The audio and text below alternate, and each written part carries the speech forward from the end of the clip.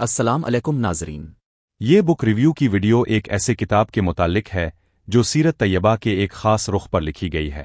یعنی خدا باری تعالیٰ کے آخری نبی اور آخری رسول حضرت محمد مصطفیٰ علیہ صلاۃ وسلام کی زندگی مبارک انسانی نفسیات کے ماہر کی حیثیت سے۔ اس کتاب کی فہرست میں جو ٹاپکس شامل ہیں وہ یہ ہیں: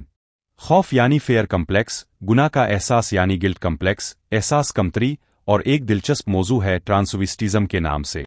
جس کا مطلب ہے مخالف جنس کے کپڑے پہننا، یعنی مرد ہے تو عورت کے کپڑے پہنے اور عورت ہے تو مرد کے کپڑے پہننے کا شوق کرے۔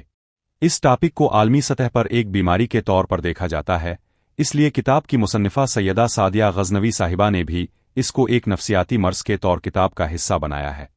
کتاب میں خوابوں کی تعبیر کے بارے میں مختلف مذاہب اور معاشروں کے دلچسپ اور حیرت انگیز عقائد اور خیالات بتائے گئے ہیں۔ مثال کے طور پر سلائی مشین کی ایجاد کا ایک دلچسپ واقعہ یہ لکھا ہے کہ سلائی مشین کی جدید شکل کے موجد یعنی انوینٹر نے، جس کا نام الیاس ہاؤ تھا، ایک رات خواب میں دیکھا کہ جنگلی قبیلے کے کچھ لوگوں نے اس پر ایسے نیزوں سے حملہ کیا ہے جن میں سوراخ بنا ہوا ہے اور اس سے اس کے جسم کی سلائی ہو رہی ہے۔ اسی خواب سے اس نے جدید سلائی مشین کی حقیقی ایجاد کر ڈالی۔ اس کے علاوہ کتاب میں شادی کے مسائل، منشیات کی لت اور خودکشی کے متعلق قرآن و حدیث اور دیگر مذاہب کے عقائد اور اعداد و شمار پیش کیے گئے ہیں۔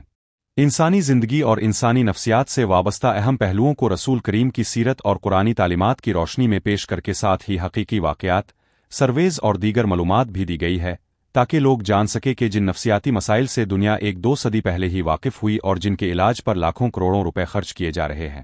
وہ تمام مسائل اسلام نے 15 صدیاں قبل ہی بتا کر ساتھ میں ان کا حل بھی دے دیا تھا۔ کتاب میں انسانی جذبات اور کیفیات، جیسے کہ خوشی اور غم، حسد اور کینہ، خوف اور اطمینان، بیماری اور موت کا خوف وغیرہ کے اسباب اور سلوشنز پر آیات، احادیث اور واقعات دیے گئے ہیں۔